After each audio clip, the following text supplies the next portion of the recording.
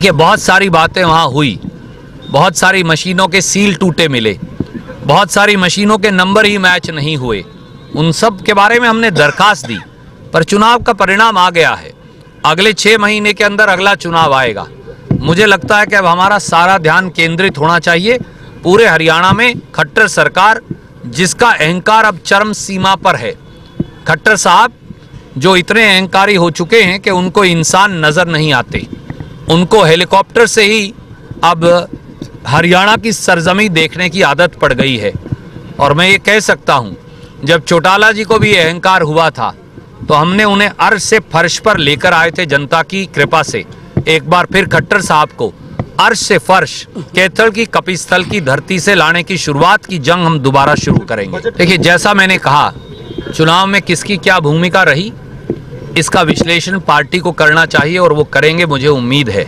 मैं एक बात जानता हूँ, जो कांग्रेस के पेड़ को काटते हैं वो कभी दोबारा सत्तासीन नहीं हो पाते। 1993 से आज तक ये कांग्रेस का इतिहास रहा है। अब ये उनको अंतर्मंथन करना होगा। जो कांग्रेस पार्टी जो माँ के समान है, जो अपनी माँ से बेईमानी कर रहे थे। मैं कांग्रेस पार्टी का एक साथी कार्यकर्ता हूँ।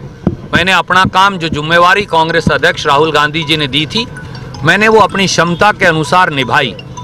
खास तौर से मैं कैथल और नरवाना दोनों इलाकों के साथियों का बहुत बहुत शुक्रगुजार हूँ, जिन्होंने उस चुनाव की कमान संभाली, जिनके साथियों के साथ कंधे से कंधा मिलाकर काम किया।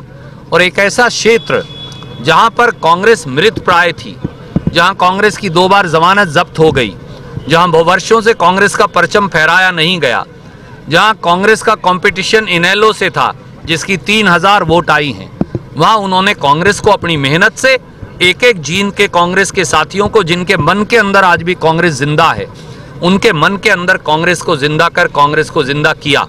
मैं एक बात कह सकता हूँ, जींद में कांग्रेस को हर जाति का वोट मिला।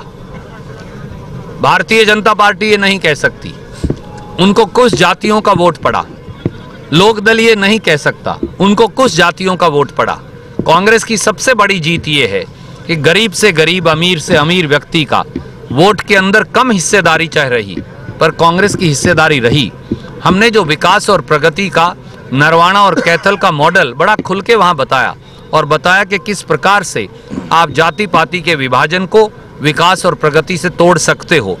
23,000 लोगों ने 14 दिन में समझा, ये बड़ी बात है। अगर हमारे पास 2 महीने और होते तो शायद ये इसके पूरे परिणाम ही अलग होते।